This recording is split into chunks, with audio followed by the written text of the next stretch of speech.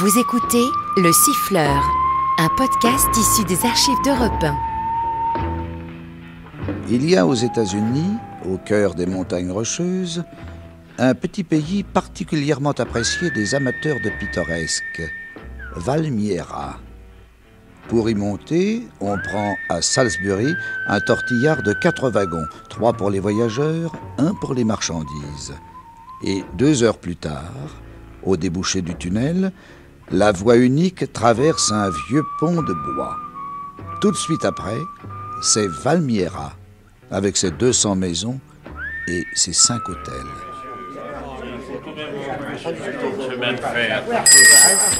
Messieurs, la séance du conseil communal est ouverte.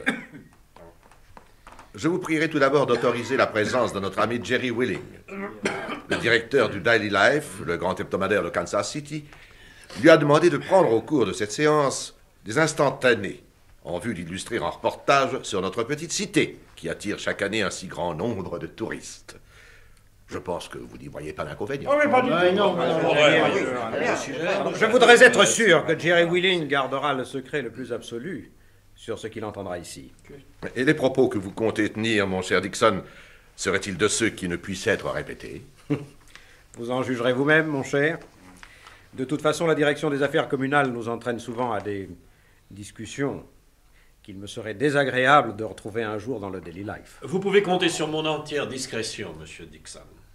Bon. Quel est l'ordre du jour? Vous avez manifesté le désir de mettre d'abord au débat la question du chemin de fer. Oui, en effet. Eh bien, nous vous écoutons. Messieurs, nous voici en octobre. Il est temps de songer à la saison prochaine. Eh bien, il faut liquider ce problème de chemin de fer une fois pour toutes.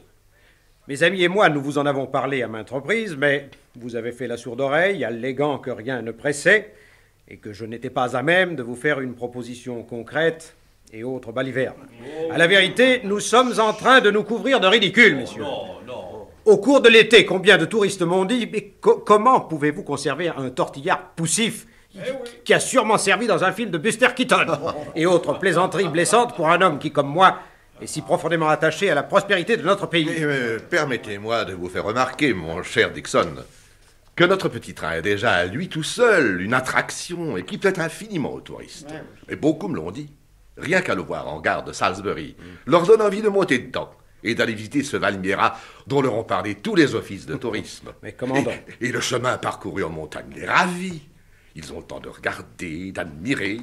Et quand ils aperçoivent à la sortie du tunnel notre vieux pont de bois qui enjambe le gouffre où mugit au fond le torrent qui se précipite en écumant sur les rochers millénaires, mais ils ne peuvent retenir leur cri d'admiration. Je parie, Manley, que vous voyez déjà ces belles phrases dans le prochain dépliant du syndicat d'initiative. Désolé, mais mes amis et moi, nous ne sommes pas d'accord. Non. Vous aurez beau faire, la tradition et le pittoresque ne pourront rien contre le progrès. On n'arrête pas le progrès. Et que suggérez-vous? Nous remplaçons le train par une ligne d'autobus. La société GAC est prête à en assurer le fonctionnement. 4 parcours quotidiens dans les 2 sens avec des voitures de 40 places du dernier confort. Voici le dossier. Je pense que dans cette affaire, certains intérêts personnels sont soigneusement ménagés. Qu'est-ce que vous voulez dire?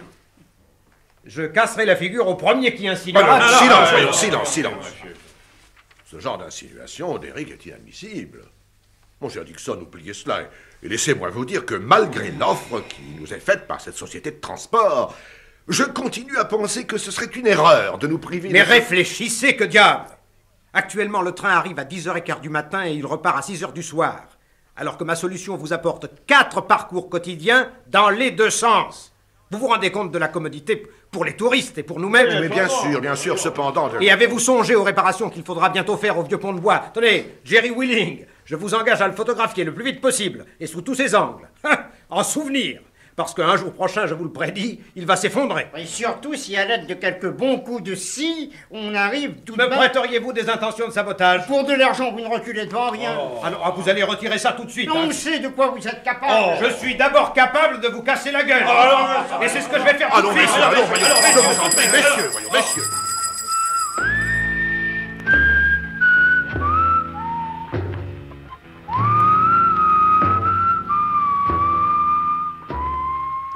Jerry, tu as raison. Quitte la salle et range ton appareil. Cette bagarre entre conseillers communaux ne conviendrait pas du tout au reportage du Daily Life.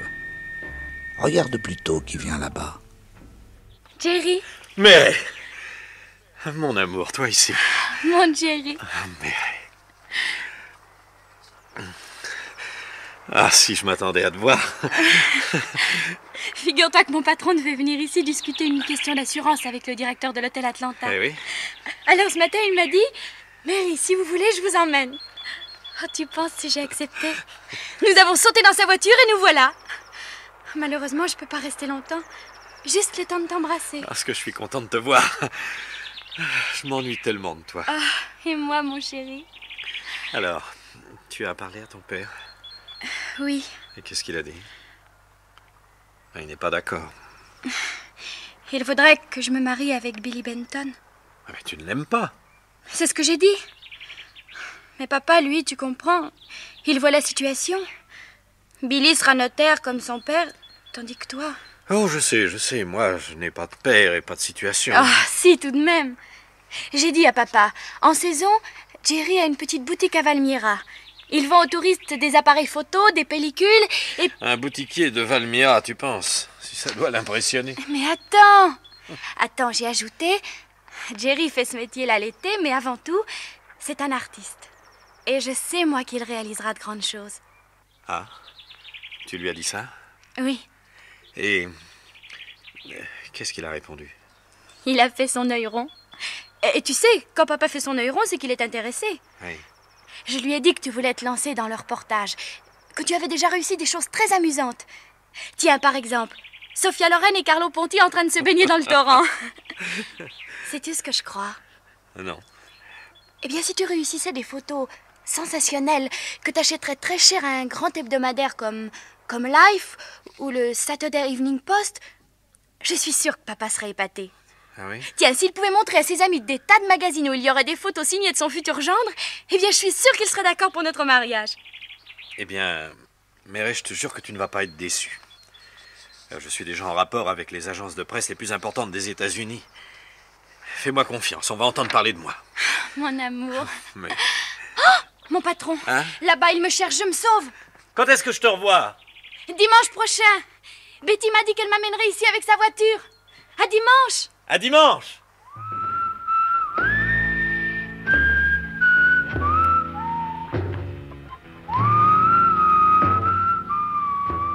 Jerry, Mary a raison.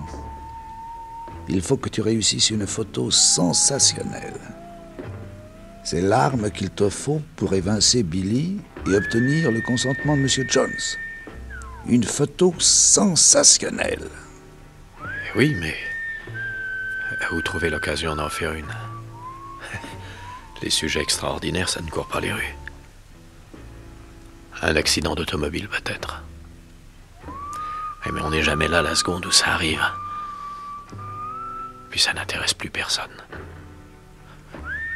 Je peux tout de même pas provoquer un accident pour le plaisir.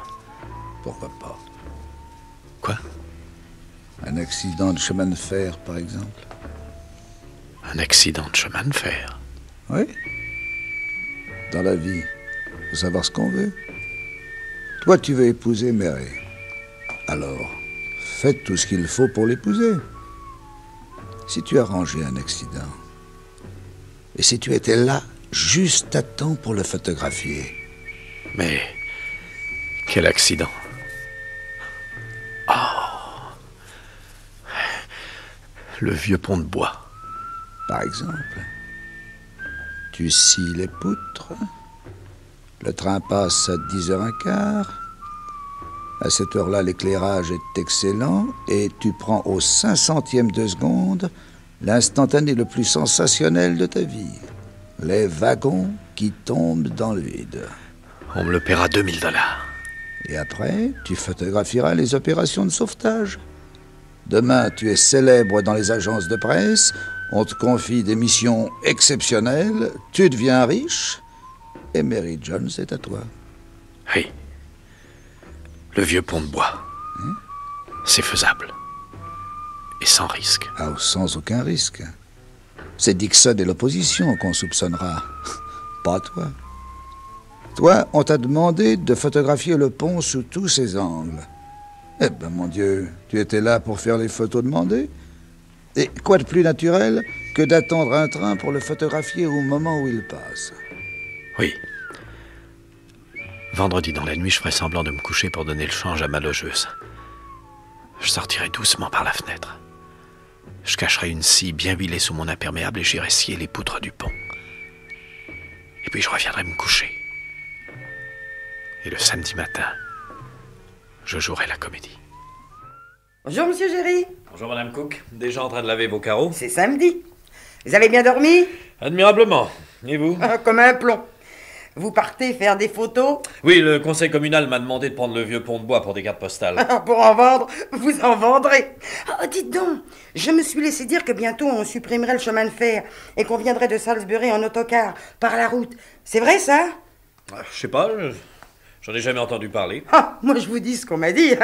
Alors bon courage, monsieur Géry. À ce soir, Madame Cook.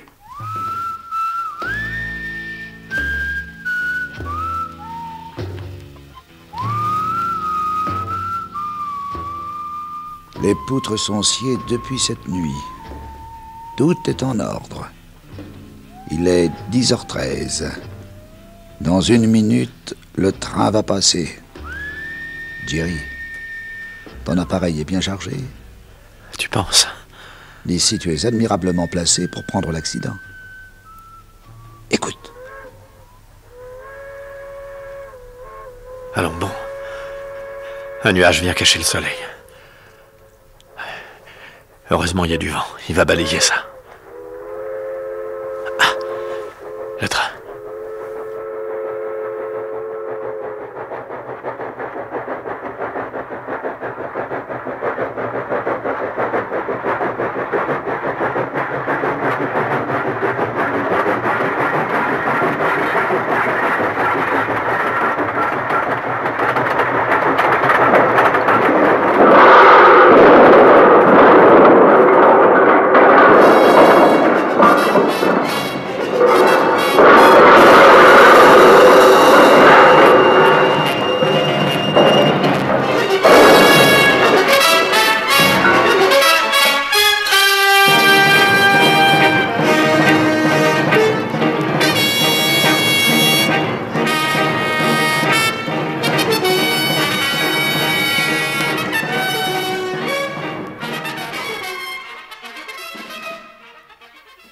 Monsieur Géry, je savais pas que vous étiez là. Moi, Madame Cook, mais je suis en chambre noire depuis 1h de l'après-midi. Quelle heure est-il? 6h. Ouais, vous pensez, ce matin, entre 10h15 et 12h30, j'ai fait plus de 100 photos. De l'accident. Vous étiez là quand c'est arrivé? Comme je vous vois. Je savais que le train allait passer à 10h15, alors je me suis tenu prêt à le photographier. Et ça a été la catastrophe. Ah, ma pauvre Madame Cook. Je n'oublierai jamais ça. Ça a dû être affreux. J'ai vu le pont bouger comme s'il y avait eu un tremblement de terre. Et puis les voyageurs sont tombés. On aurait dit des jouets qui dégringolaient d'une table. Le tout n'a pas duré 10 secondes. Mon Dieu, mon Dieu. Hors du pays, on a vu l'accident. J'ai entendu le tocsin et je suis descendu dans le fond du ravin. Pour porter secours aux blessés? Naturellement. Alors tout de suite, ça s'est organisé. Des pompiers, des soldats sont arrivés de Salisbury. Moi, je suis pas tellement costaud. Je pouvais pas servir à grand-chose. Alors j'ai pris des photos. Et à 12h30, je suis venu développer mes bobines, les tirer sur papier et faire quelques agrandissements. Oh, j'ai pas eu le temps de chômer. Mais ces photos-là, qu'est-ce que vous allez en faire? Je les envoie aux agences de presse. Bon, je cours à la poste. Attendez. Hein? Il y a une lettre pour vous. Une lettre pour moi? Oui, c'est le facteur qui vient de passer. À cette heure-ci? On a pu dégager de la ferraille les sacs du courrier. Heureusement, ils étaient intacts. Ah, c'est pas comme ces pauvres gens. Vous savez combien il y a de morts? Non. 57. 57. C'est épouvantable. Je ne vous parle que de ceux qu'on a pu identifier. On affichait les noms. Il y a beaucoup de gens du pays? Ah, pas beaucoup, heureusement. Ah, que je vous donne votre lettre. Tenez, la voilà. Ah, merci. C'est une marée. Comment va-t-elle? Très bien, merci. Ah bah, je vous laisse. C'est ça. Mon chéri, comme je te l'ai dit mercredi, je viendrai te voir après-demain dimanche. Mais il est possible que ce soir, papa s'en aille chez tante Margaret jusqu'à lundi. Dans ce cas, devant être seul, je prendrai le train demain matin pour aller passer tout le samedi avec toi. Peut-être donc à demain samedi par le train à 10h15. Je t'embrasse. Mary. Madame Cook! Madame Cook! Quoi donc? Qu'est-ce que vous avez? Où a-t-on affiché les noms des victimes? À la mairie? Eh ben, qu'est-ce qui lui prend?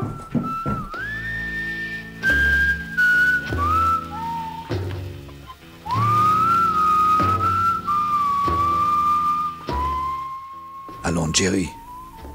Ne t'affole pas comme ça. Mary a dit qu'elle prendrait peut-être le train ce matin. Elle n'a pas dit sûrement.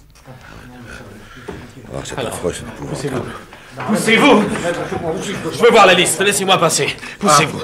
Ah, mon pauvre Jerry. Vous aussi, vous avez peur qu'il soit arrivé quelque chose à quelqu'un que vous connaissez bien. Oui, monsieur le maire. Et quel nom? Jones.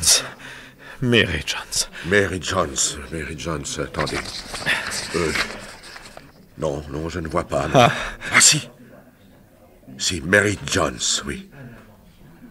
Elle est dans la liste des morts.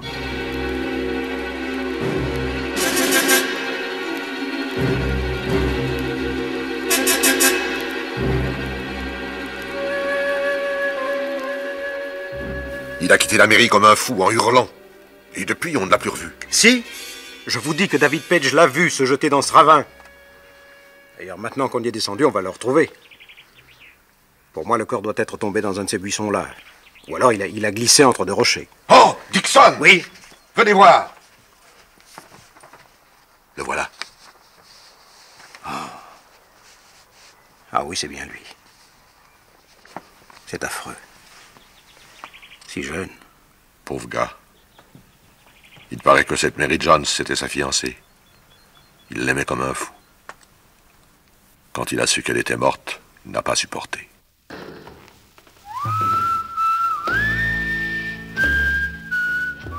Pauvre Jerry. Dire que tu ne sauras jamais que cette Mary Jones inscrite sur la liste, c'était une bonne petite vieille qui portait le même nom que ta fiancée. Vous venez d'écouter Le Siffleur, un podcast issu des archives d'Europe 1. Réalisation Julien Tarot. Production Estelle Lafont. Patrimoine sonore Sylvaine Denis, Laetitia Casanova et Antoine Reclus. Le Siffleur est disponible sur le site et l'appli Europe 1. Écoutez aussi l'épisode suivant en vous abonnant gratuitement sur votre plateforme d'écoute.